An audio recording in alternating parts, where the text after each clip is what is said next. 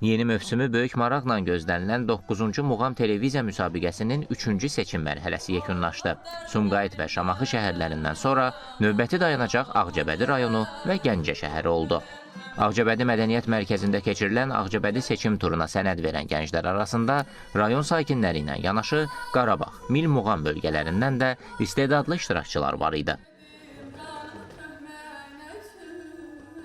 Şahnaz muğamı ifa etdim. Burada bütün həmyaşıdlarımı təbrik edirəm. Mən də çox sevindirici haldır ki, bu müsabiqədə iştirak edirəm. Həyəcan və məsuliyyət dolu çıxışların yekununda 7 nəfər seçilərək növbəti mərhələyə vəsiqə qazandı. Ağcabədi rayonunda tədbir çox xoşuma gəldi ona görə ki, bəzi ifaçılar çox hazırlıqlıdır. Bir neçə muğamlar bilirlər. Ona görə də hazırlıqlı tələbələrimiz deyərdim ki, çoxdur.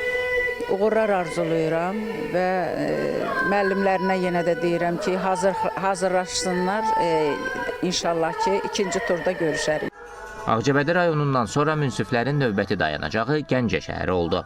Məhsəti Gəncəvi mərkəzində təşkil olunan seçim turunda isə 6 ən yaxşı iştirakçı növbəti mərhələyə keçdi.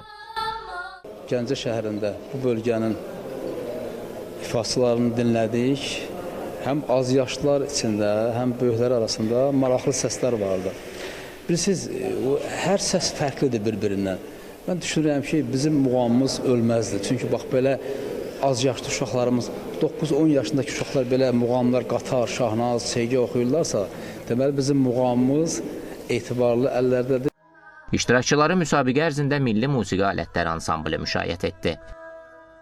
Göygöl rayonundan qatıldım, amma 5 nömrəli uşaq musiqi məktəbindən qatıldım. 5-ci sinifdə təhsil alıram musiqi məktəbində. İfa etdim Şahnaz muğamını. Tovuz rayon Düzqırxlı kəndindən qatıldım müsabiqəyə. 2025-ci il televiziya muğam müsabiqəsinə.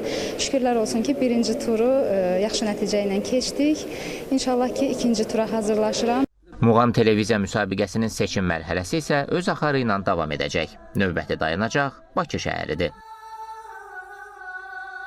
Xaliq Qurbanlı, Fuad Quliyev, Xanım Paşazadə, Seymur Novruzov, ASTV xəbər.